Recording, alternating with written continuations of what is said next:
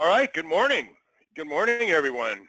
I'm Bill Brayton here, ATRA Senior Research Technician, and I'd like to welcome you into the A5HF1 Introduction Internal webinar this morning. As I said, thanks again for coming out early in the morning and checking out our webinar. Sit back and enjoy your coffee. And let's get going. We'll take care of some business here straight away. Okay, today's presentation is sponsored by Seal Aftermarket Products, your source for engineered solutions.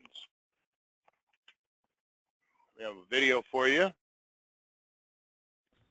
Seal Aftermarket Products engineers and manufactures Toledo Transkit with the rebuilder in mind, including everything you need to get the job done right. Toledo Transkit is the #1 choice of installers because of all the intensive research and development that goes into each component in every kit. Like re-engineered valve body gaskets, preventing EPC damage by eliminating the shredding you get from original equipment, plus all of the extra essentials that are included, like spring and screen filters that should be changed at overhaul. Toledo Transkit even includes loose valve body gaskets that fit all 19 bonded separator plates.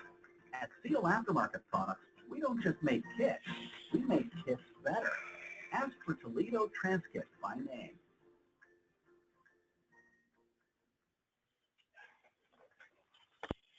All right.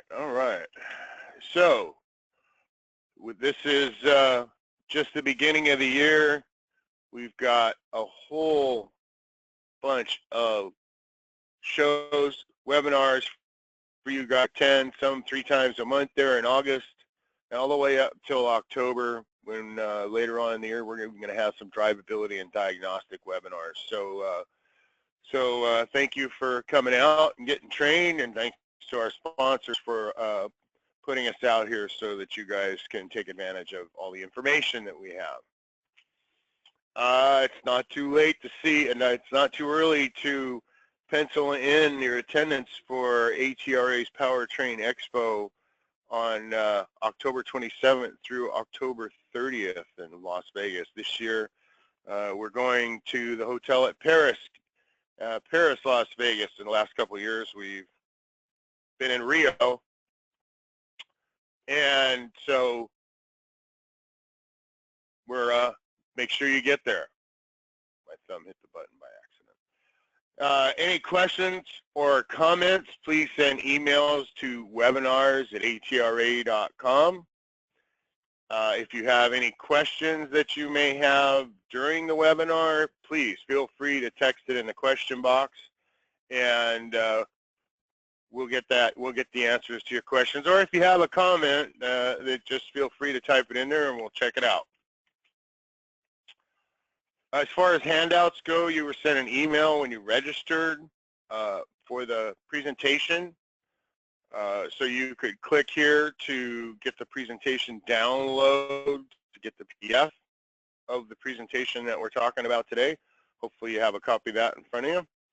And also in that email, you can invite a friend, or for your specific time zone, register up. In this case, Eastern Australian time zone. Okay, so much for the business. Let's get after it here. The A5HF1 comes in these models. Unfortunately, I did not redo my research properly to see what models it comes in Australia. But here in the States, it's the Hyundai Azera, Entourage, Santa Fe, and Sonata. That's 06 and up to 09, and 2006 and 10 for the Azera. Also 06 to 09 Kia Amante and Sedona with the 3.8 liter and the 3.5 liter. It can be noted right here that Mitsubishi uses this type of transmission. It's put together exactly in the same manner. A couple of differences here and there. That's called the F5A51. The major difference is that the F5A51 uses 6 solenoids, while the late model Hyundai Kia used solenoid valve body, which will be looking at here shortly. So if you want to identify what it is that you're working on, here's how the transmission tag breaks down. In the first position is the model letter. In this case, it's U, which is a A5HF1. And the production year, number 2 is the production year, in which case this is a 5, which equals 2005. And I know for a fact that this unit came out in a 2006 Sonata with a 3.3 V6. And the third digit is the gear ratio, which K equals 3.33, which we'll see is for both Hyundai and Kia. And then the fourth position is 2 letters, which is the classification. And then the fifth is a spare, what they call a spare. I don't know what a spare is. It's just a numeral that has no meaning. And then finally, number 6 is the transaxle production sequence number. Here's a black and white of the major components of the unit, which we'll be taking a look at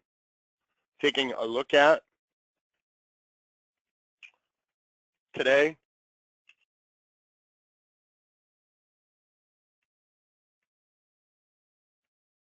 Here's the clutch and band apply chart for this unit.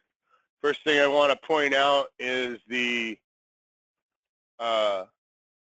title is wrong up here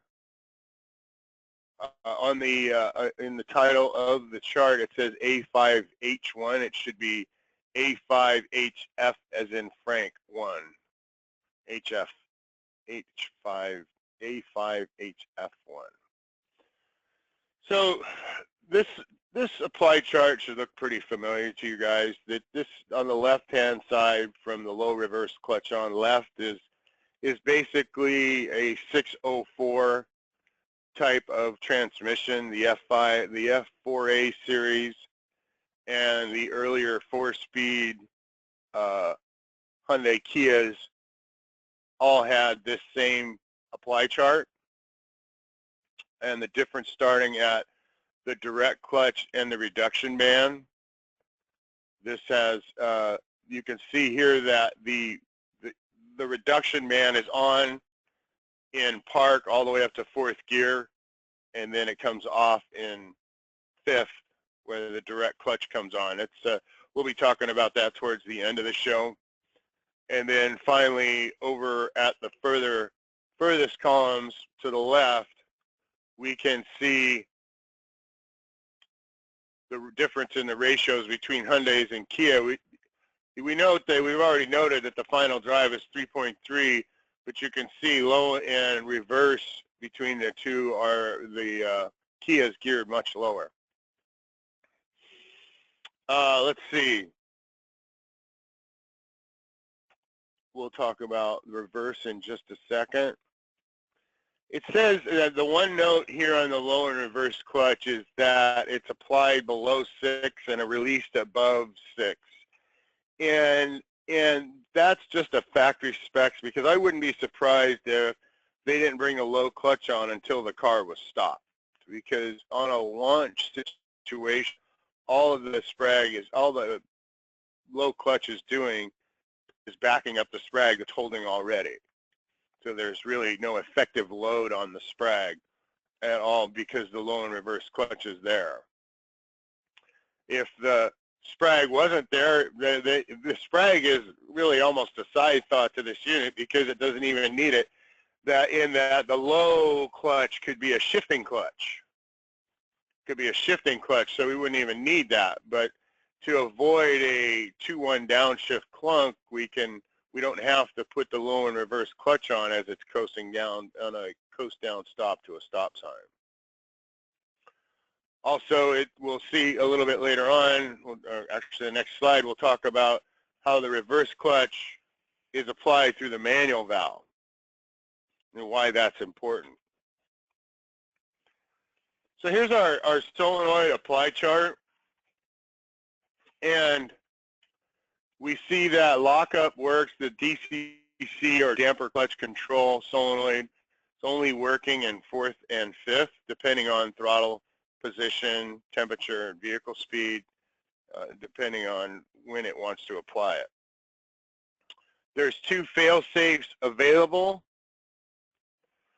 There's 3rd with no electrical power, and then the TCM can command a 2nd gear only fail-safe. And as I said, the direct clutch, or the reverse clutch, is always fed off of the manual valve, so that reverse happens without power as well. And where this comes in handy is if you have engagement issues. So say you get the unit apart and on the bench, and it's all torn apart and you can't find anything wrong. If you call into ATRA, we'd ask you, the first things we'd ask you is what happened unplugged? What would you do to unplug it? Because that's going to do 2 things in the unit like this. It's going to send it to a high line pressure. Well, that's the thing that's going to make the difference, is it's going to send it a high line pressure, and perhaps something will happen with it blasting high line pressure where it might take up some sort of internal problem. So good idea, diagnostic-wise, to always, if you have engagement problems, to unplug the unit. Over on the far column, this is our 7th solenoid, the VFS, or line pressure control solenoid. That is always in operation, raising and lowering the pressure as the computer sees fit. A little bit different situation here with the low and reverse solenoid. The low and reverse solenoid used to be coupled up with the lockup solenoid. And when it left first gear, the lockup solenoid, the L&R solenoid, became the lockup solenoid. Well, now this has a direct clutch and its own damper clutch control solenoid.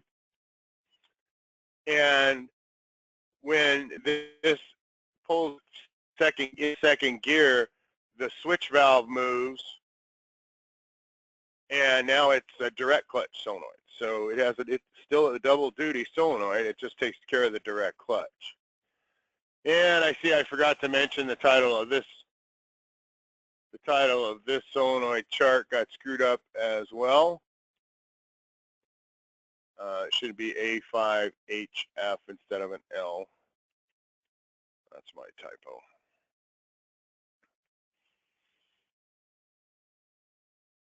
Okay, so that still does double duty. It just does the L&R and direct instead of the lockup.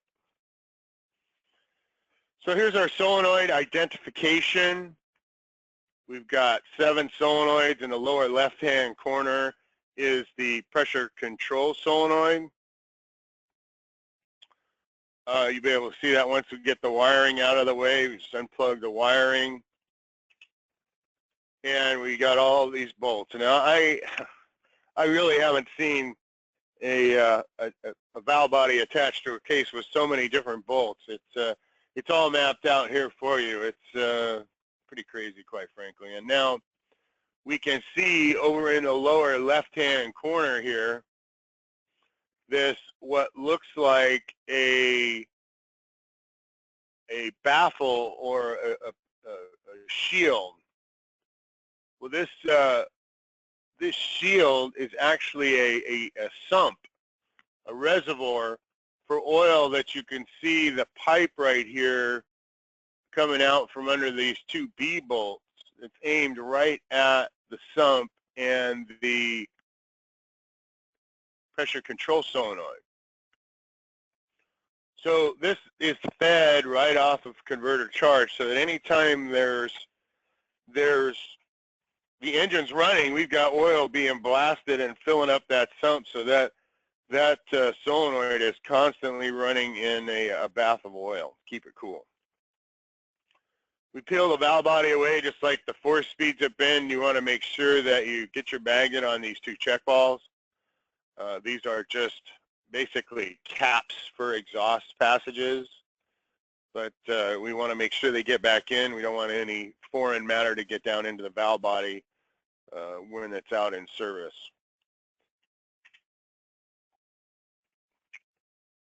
Here's accumulator spring identification and measurements for you. The two inner solenoids, accumulators have painted ends on the springs. The UD clutch on the left is yellow. The second clutch on the right is white. Both the inner and outer springs are painted yellow and painted white, respectively. Pay attention on the second clutch. This is the green accumulator. I was taking this apart and blew some air into it, and this went flying across my bench.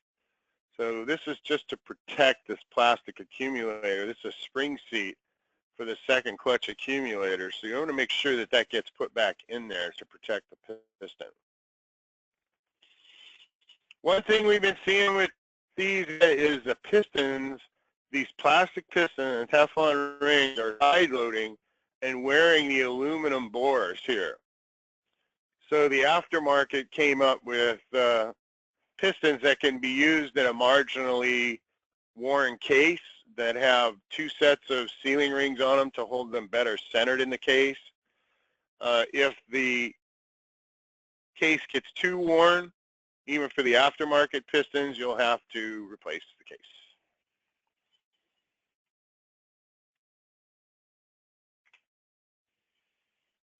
Some case parts here. We've got a solenoid filter up in the left-hand corner, the second clutch seal.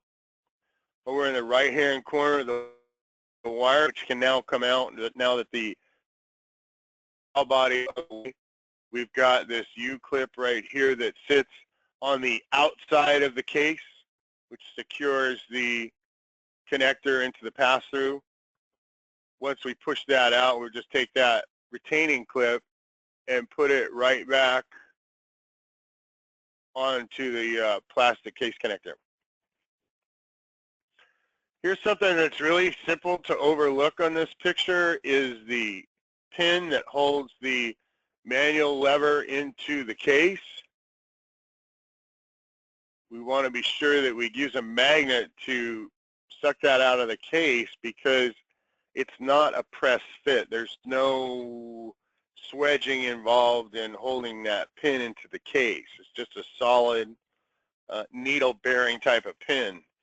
And so that's why I put the measurement up for you on the pin, the length and the diameter. Should you lose that pin, you can go over to your needle bearing selection and find one that's close, then that'll fit and you can keep yourself going, because I could just see this this piece ending up in the bottom of a hot cleaning machine and be pretty much lost forever. The other place to pay attention to is this roll pin on. These roll pins used to break, and the units would get on the manual lever here, the park actuator rod. This pin, these used to shear off, causing it to get jammed in park. If that's the case, this is the first place you want to look.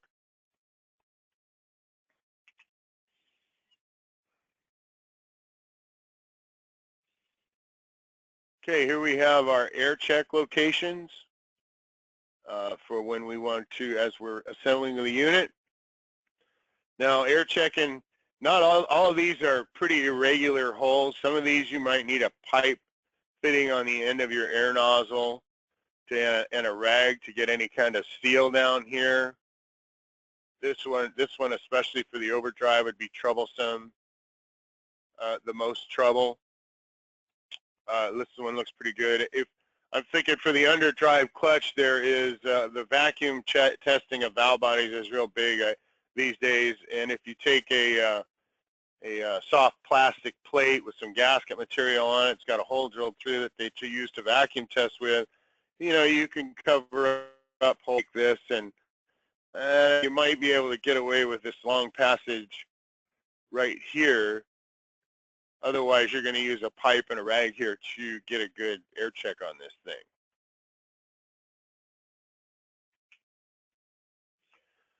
Well, let's bust off the case. And I know this this may be oversimplified, guys, but this is our introduction today getting to know you. In part 2, we'll dig further deep into it. I have a couple of things I learned earlier this morning as well to share with you. So let's just keep going with opening it up. All the case bolts are 40 millimeters long. This is sealed with a pliable sealer. There's no gasket in between the case halves. There's a couple of O-rings here and one here that we need to get rid of. And once we've got the differential out and we've looked for wear on the bearings, off comes the internal ATF filter. Pretty straightforward, where this is not a serviceable vehicle. Okay, now we're going to pull the pump out, but before we do that, we need to remove the 2 small bolts and remove the feed pipe from out the side of the pump.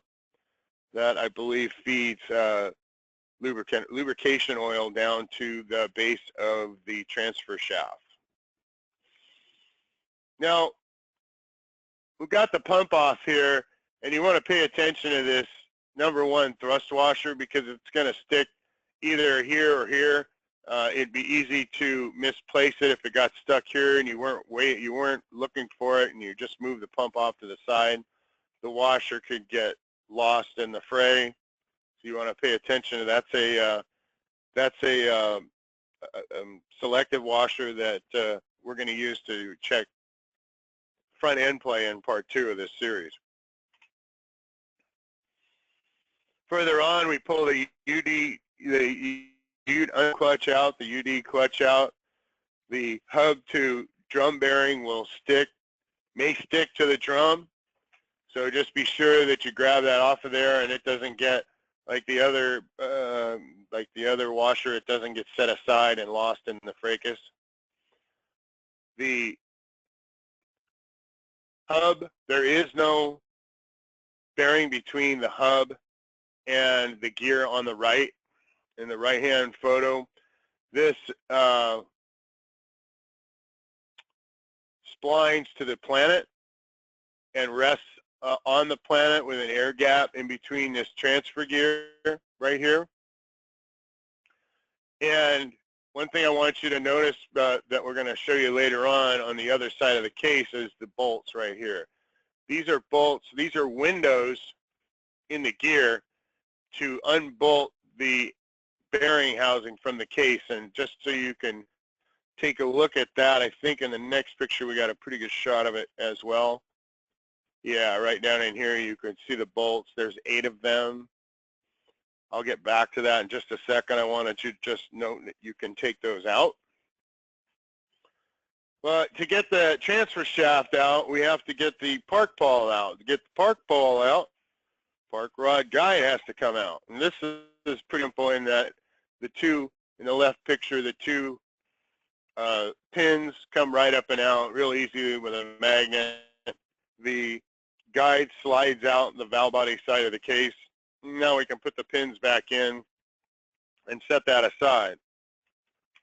Well, on the picture on the left, you really can't tell what's going on with the park ball, but you take the spring tension off of the spring and using a magnet, it comes right up and out there.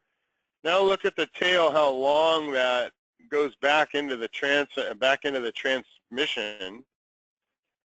And so that's why we have to take all this stuff apart. It just won't bend itself or move itself out of the way. We have to set that aside so now we can take apart the transfer gear. Here's the direct planet carrier / transfer gear, and on the left, and the direct drum on the right. And last hour, when I was doing when I was doing the West Coast, the U.S. West Coast webinar, one of my buddies talked about this gear being loose on the shaft, having up and down movement, causing a clanging going into gear. So if the unit comes into your shop clanging going into gear, and it's not the axles and it's not the engine mounts, things that we associate with clanging, you want to go in and very carefully inspect this gear for movement. So that's a great tip right there. Clanging on engagements, forward and reverse, ends up being the transfer gear is wobbly on the transfer shaft. So just to keep going and taking the case apart, we got the band on the left. On the right, we've got the reduction sprag. Excuse me. That we remove the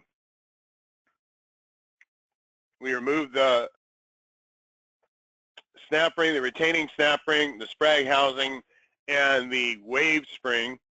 This holds pressure on so that this isn't bouncing around in the case.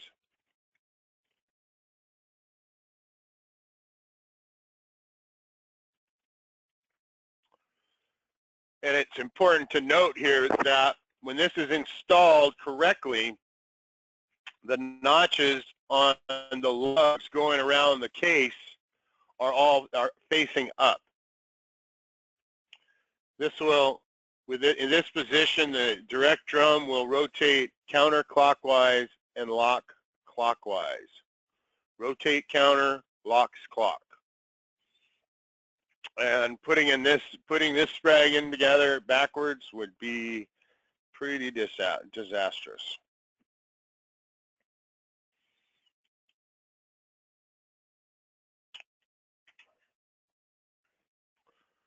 Now we're going to take the servo out of the case.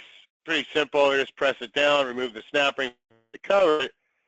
Up in the upper right-hand corner, you can see this got a fairly stiff spring underneath that servo, holding that pressure up against the snap ring. So we're going to take some either a C-clamp or some C-clamp locking pliers like vice grips, and compress that, and it'll hold the piston down so we can get that snap ring out of there and remove the servo. And as you can see, it's a pretty short spring. It's not like other servos that we've seen where like 7226 servos can be pretty big and they can end up flying all over the place. So this is not going to happen. This is pretty short but stiff spring.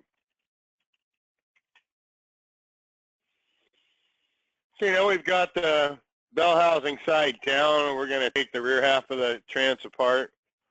And so we pull the 25 millimeter case cover bolts off and flip that case over. And we've got 4 sealing rings there that we're going to take off the end cover before we throw it in the cleaning machine.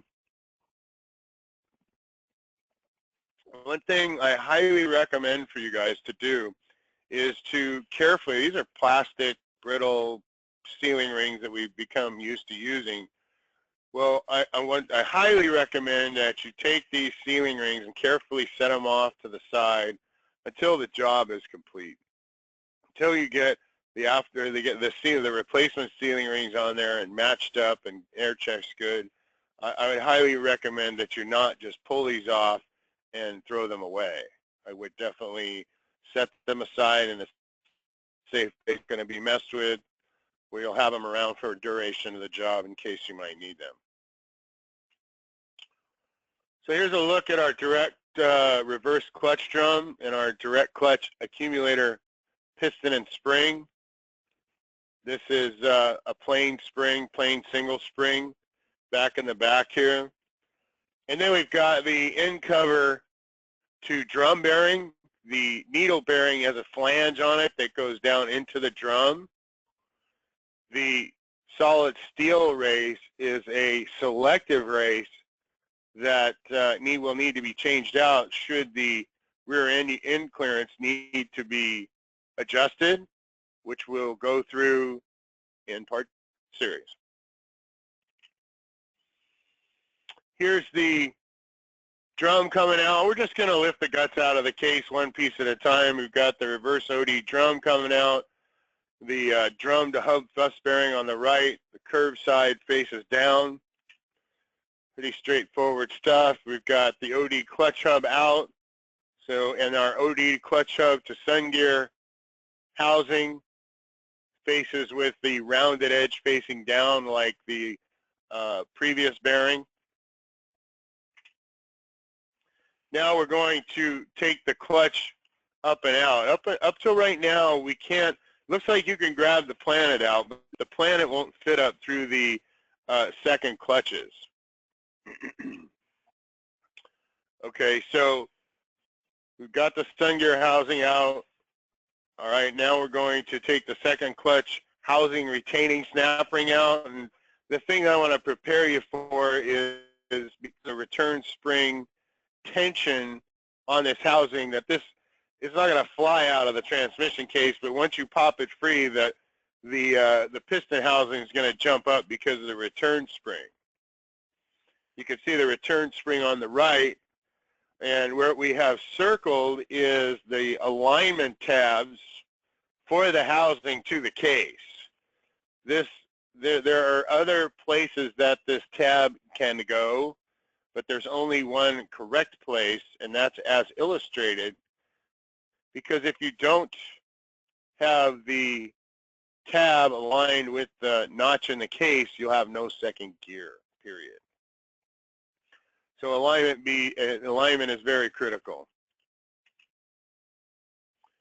Here's a look at the second clutches out of the case. On the left is what they look like as they're unstacked out of the case, the pressure plate on top. And what you want to be clear on is that, this is 07 and 06 and Hyundai and Kia and up. Any earlier models have double-sided frictions and steel and double-sided friction plates, not single-sided as we see here in this lineup. The A5HF1 is a double-sided clutch plate setup as well. This is one of the major differences between the two. Much more durable. The right side is the clutch pack flipped over, so you can see the friction material on the discs themselves. So that's the major difference in the F5s and the earlier Hyundai Kia 5-speeds. Here's a look at the planetary gear set. Now that we've got the second clutch out the way, we can see the sprag built in, the low sprag built into the bottom of the planet assembly. And when this is installed correctly, the planet will also freewheel counterclockwise and locks clockwise. I didn't put that in the handout, but freewheels, counter, and locks clock. Now we're going to get that low and reverse clutch out of the bottom of the case. This is this arrangement. It has the pressure plate sandwiched in between a top and a bottom snap ring. You can see the top and the bottom snap ring down here in the bottom of the case. You can see it where it's resting. This pressure plate will sit on top of that. So it's very critical to notice that there is a step on that snap ring that faces down. You'll have messed up clutch clearances and all kinds of problems if you don't get this in correctly. It could cause delayed engagement, slipping, what have you. So you want to make sure that you get the step down when you put that together. Here's a look at the snap ring, the bottom snap ring that supports the pressure plate, and then the clutch pack.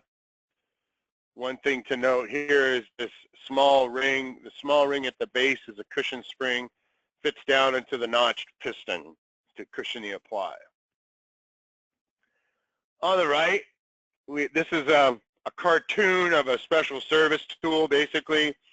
This is a 4-speed special tool. I couldn't find a 5-speed. It's basically the same arrangement where they've got a threaded rod coming up through the case and a fixture and a butterfly screw, butterfly nut, a wing nut, that's it, a wing nut to pull the sprag race down and expose the sealing ring, so snap ring, so we can take the whole low and reverse clutch system out of the case. All right, well, I didn't have that special tool, but I did have some bar stock and some all thread around the tools, around the shop, so I made my own spring compressor tool. This consists of an inch and a quarter, inch and 3/8 wide steel bar, about 3/8 inch thick, maybe a 1/4 inch thick, and a 1/2 inch piece of all thread, and I drilled the center of the bar and threaded it for the 1/2 inch all thread, and then I lined it up on the case and drilled some holes for the case bolts. You can see on both ends there's more than one set of holes because this is a multi-function special tool. I used it for Toyotas, I believe, as well. And the 604 ring gear is a perfect fit for the sprag race, and another bar to compress so I can compress the spring with the all thread. Now, there's other ways to do it. You can take it over to the spring press and the foot press and put it out, that case down on the foot press. I imagine you could take it over to the hydraulic press and carefully press it down using a ring gear and a crossbar like that. I like my method best because I don't have to take a drippy, oily case across the shop and get everything all messed up. This way with my special tool here that stays right on the bench for a cleaner operation. So there are other ways to do it. All right, and here's the spring retainer and sprag on the left. On the right, the piston's out. And now we can see those bolts that I talked about earlier that you saw through the windows in the gear. There they are down in the case, and that's just to hold that bearing, that transfer gear bearing assembly into the case. If, in my opinion, the bearing is smooth, it turns free, unless it's damaged, I don't really see any need to remove that assembly from the case. Okay, we're going to wind up with our reduction band accumulator out here on the case, so our case is now clean. We've got the spring dimensions here for you on a plain colored spring. Pretty straightforward, but in the way that it works is not so straightforward. I mean, accumulators and servos have been around since there's been accumulators and servos working together to cushion the apply. But what's a little different about this one is when it works. Now, you'll see on the left in park and neutral, the reduction band is applied. Remember I said it's applied in all all ranges except fifth. So essentially, when you start the car up in park, this band is applied and the low rib clutch is applied. That's been pretty standard type stuff since 604s were built in '89, where they have the low clutch on in park and neutral. And then in reverse, we talked about reverse oil comes right off the manual valve, reverse clutch comes on, and it backs up. So because the picture on the left only has the low and reverse applied, there is no apply feeling to the band because there's no source of load. So you would never know that the band is coming off and on in park and neutral because there's only one other clutch on. Where you're going to have, and then when we go to reverse, band's already applied, so you don't have any apply feel except for the reverse clutch. So the accumulator there again is not doing anything. But watch this, okay? Here we go into fourth gear on the left, cruising down the road, and we get up to speed, and now it's just into fifth gear. The solenoid turns on, chops the oil off of the reduction solenoid, off of the band comes off, and the direct clutch comes on. That's what happens in a 4-5 shift. Cool. Mr. Accumulator is still not in the game right now. It's not until we accelerate to get a passing gear or a forced 5/4 downshift, or it could even be a coasting downshift where the band now becomes a shifting element. In all the forward ranges, it was an applied element. Now, as it comes from 5th to 4th, it's a shifting element. This is when the accumulator functions. When the band is applying, there on the 5/4 shift is when it cushions the apply of the band. So I thought that was, I love hydraulics. I could talk about hydraulics all day. I know for some it's a little boring and some it's tough to understand, but I really enjoy it. So if you have any questions, just give me a holler and I'll be happy to give you an answer in regards to hydraulic operation. I told you about the oil that feeds the solenoid right down here. This is the, over on the lower right-hand part of the picture is the force motor or the line pressure control solenoid. And here's the converter charge oil is the pink oil, and you can see there it is blowing right onto the solenoid. So anyways, just a little something about hydraulics there and that accumulator and how it operates so different than most accumulators and bands combinations. Okay, it's time for you guys to get on with the rest of your day. I appreciate you guys coming in early and hanging out with me and enjoying your coffee this morning. And on a Wednesday afternoon, Wednesday morning, it's hard for me to forget because it's still Tuesday here. We look forward to seeing you back on September 13th, where we will cover the drums, the transfer shaft, the valve body, and putting it back together and checking some in clearances. So I really look forward to having you come out, hanging out with us for that. So if you have any questions or comments, now would be a great time to type those in while I talk about our sponsor for another few seconds. If you have any comments or questions, now would be a good time. Today's presentation was sponsored by Seal Aftermarket Products, your source for engineered solutions.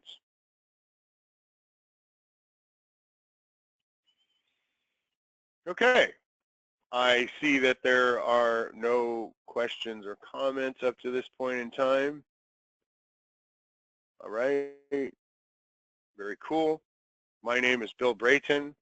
Thank you for attending. I appreciate you all taking the time to be here, and have a great day. Goodbye.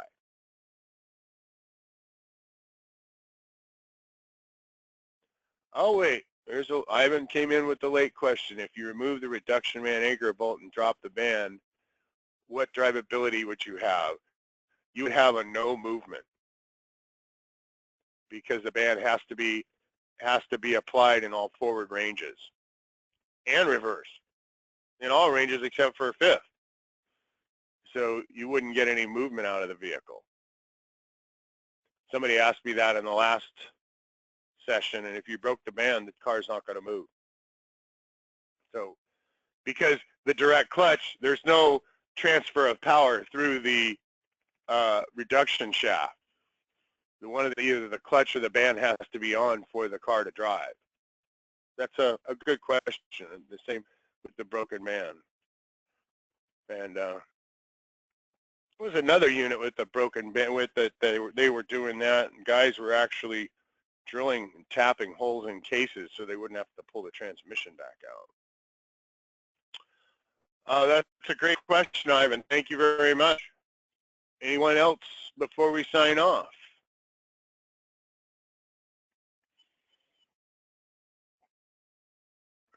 I hope that answered your question, Ivan, by the way.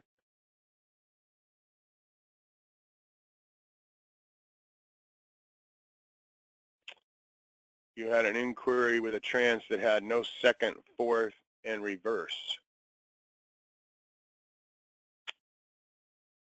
Wow, those are completely unrelated. If you think about the apply chart, reverse and 2nd and 4th are completely unrelated. His comment was he had an inquiry with a trans that had no 2nd and fourth and reverse. And second and fourth are completely nowhere near to second or fourth or anything in the forward ranges because the low and reverse and the reverse clutchers are applied. So that it's not the band. I would think that that unit would probably, if it's not something you have worked on already, have some internal issues. Very cool. Thank you, Ivan. Anyone else out there?